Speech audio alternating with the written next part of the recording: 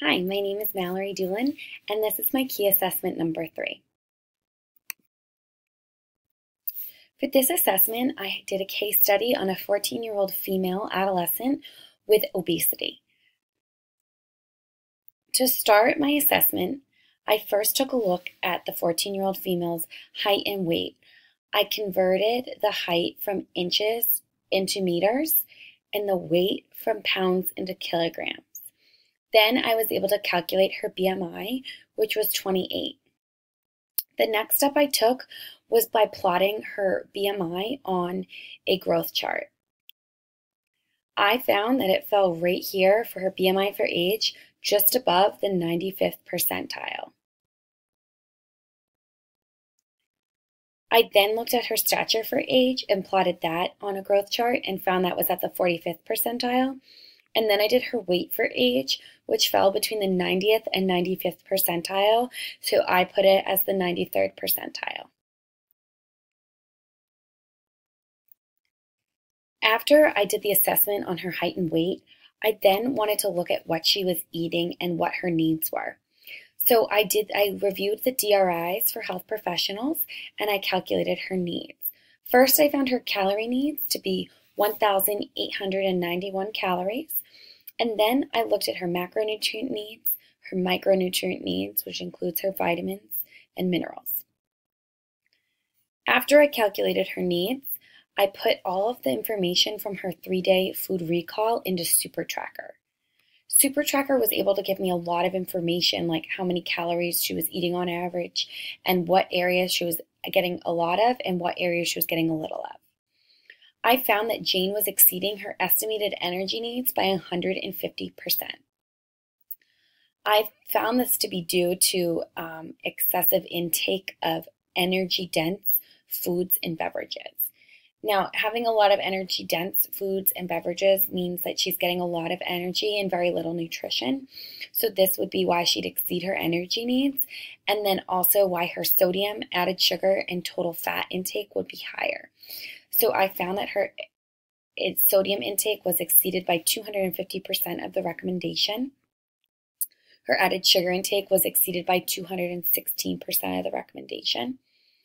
38% of her total daily intake was from fat, and 12% of her fat intake was from saturated fat.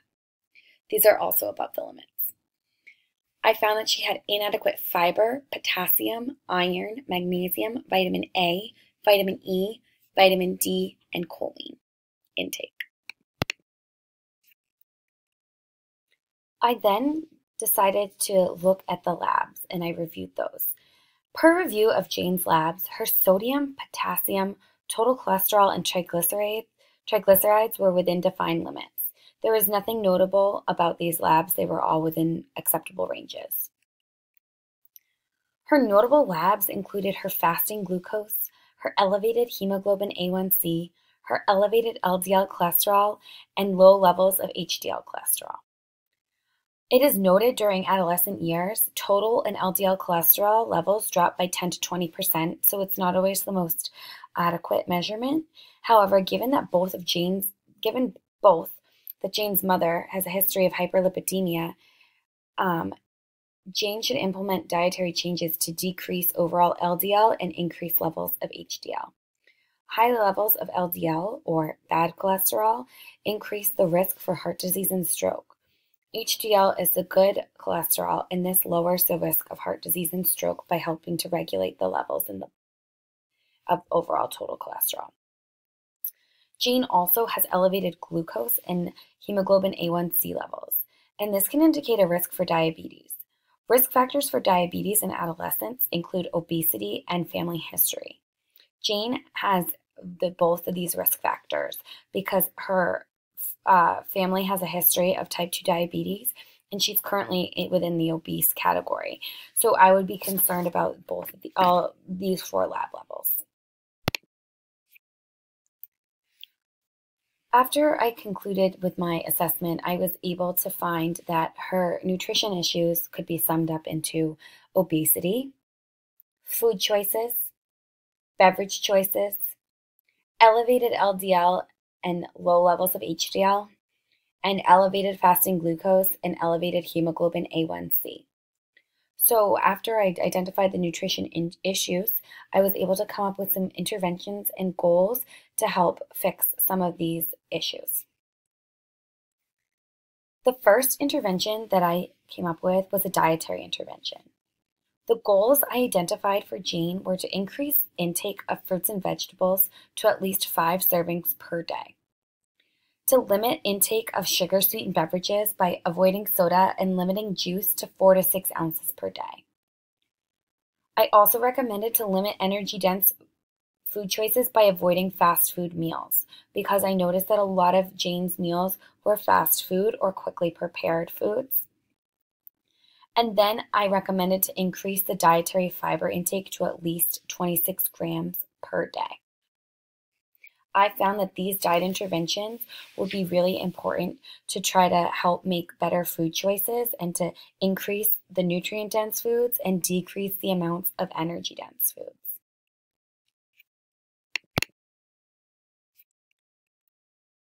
The next intervention I came up with was a physical activity intervention.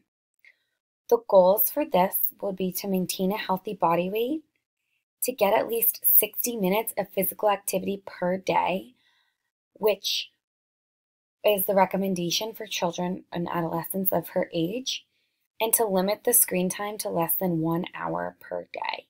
I chose the 1 hour because I felt that that would be a better goal for Jane given her obesity status and some of her food choices.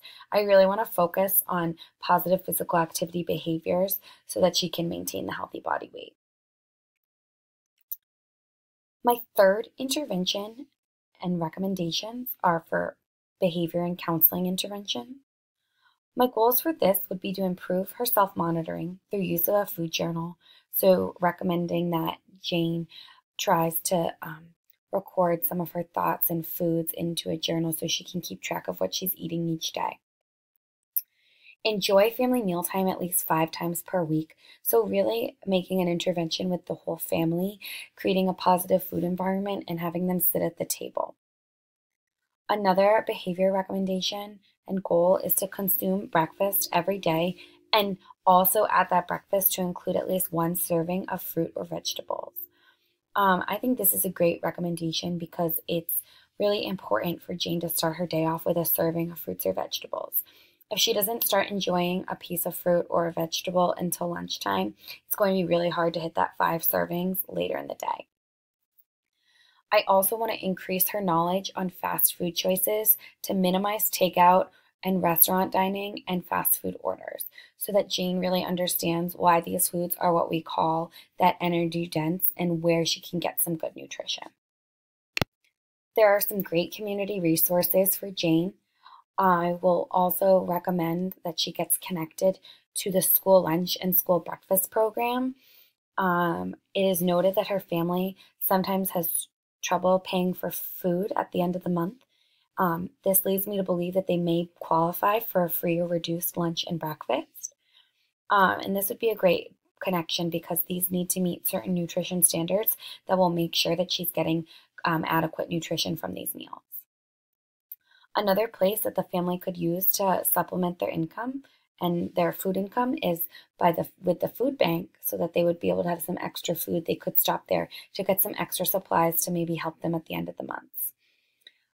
And finally, Cooking Matters would be the #1 program that I'd recommend to Jane.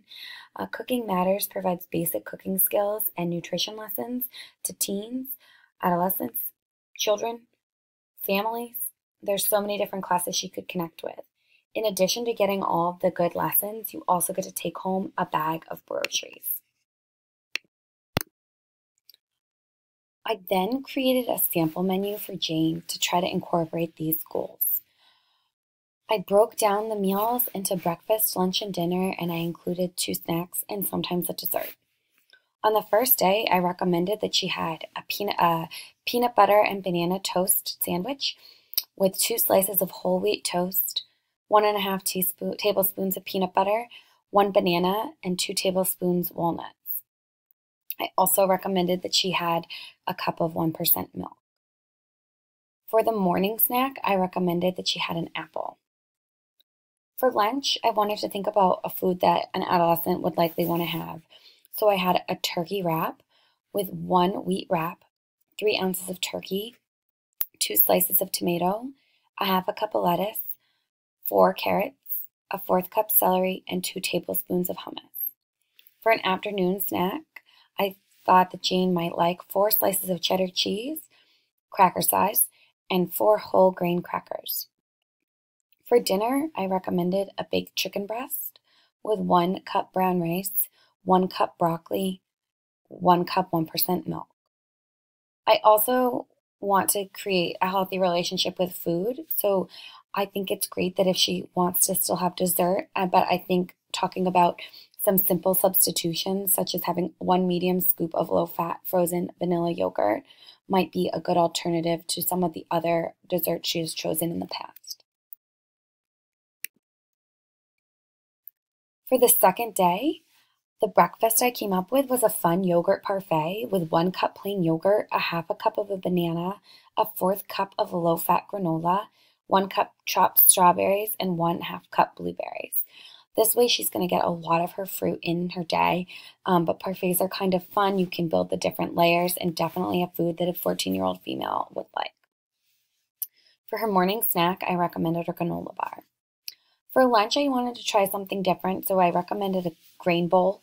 So this one is a quinoa bowl.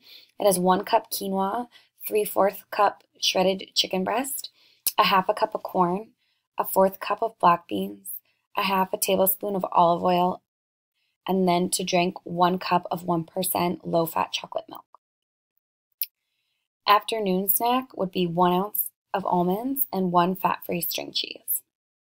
For dinner, I thought a fun pasta dish would be good, so I came up with 1 cup whole wheat pasta, 1 cup chopped tomatoes, 1 cup mushrooms, 1 tablespoon canola oil, and 4 medium shrimp. Lastly, for the third day, I wanted kind of a traditional breakfast, so I came up with 2 medium poached eggs, 1 whole wheat English muffin, 1 cup pineapple chunks, and then also with that 1 cup of 1% low-fat milk. For her morning snack, I suggested 1 cup vanilla fat-free yogurt and 2 medium clementines. So you can see she's already getting her fruit servings in for the day. For lunch, I recommended a tuna sandwich with 2 slices of 100% whole wheat bread, a piece of lettuce, a cup of tuna, and then 6 pita chips with half a cup of guacamole on the side, and then 1 cup 1% low-fat milk. For an afternoon snack, I recommended 3 cantaloupe wedges and 2 tablespoons of almonds.